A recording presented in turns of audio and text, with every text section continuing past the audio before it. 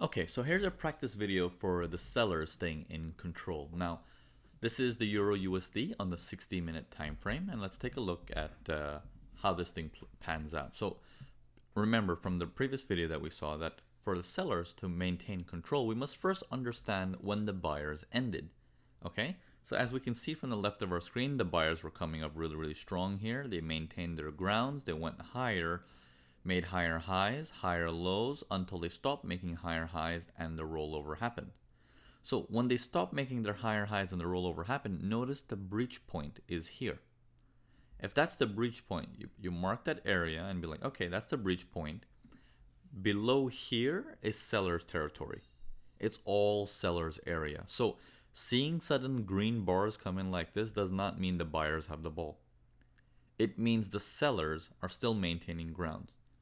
Okay, so the seller's still maintaining grounds here again and again and again and again. And at this point, it may seem like, whoa, he stopped making lower lows and looks like the buyers are coming because he's breaching above this line.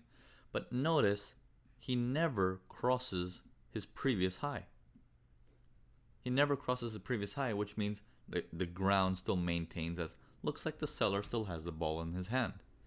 Okay?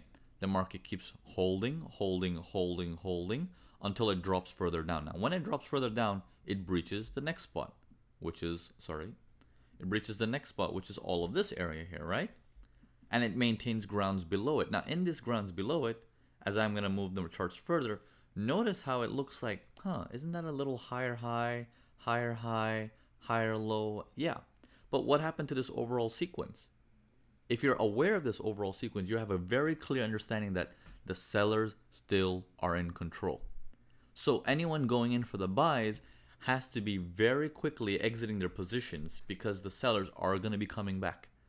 Okay? So when you see the information like this, you're like, okay, the sellers still have control.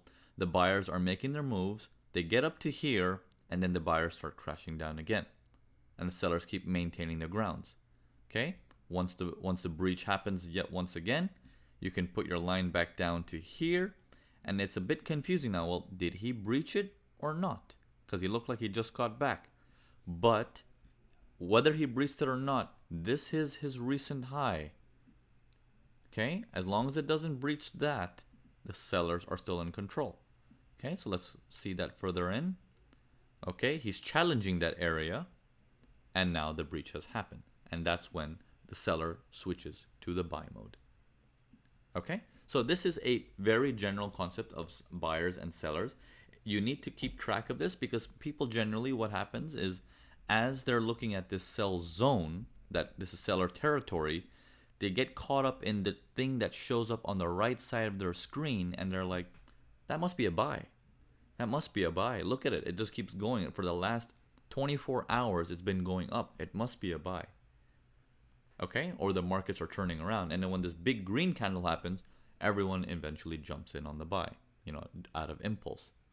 And once that impulse happens, the sellers start dominating again. So we'll get into techniques of how to deal with impulses as well in our future lessons. But this week we just want to complete master the difference between the buyers and sellers. So let's go on to the next example of sellers.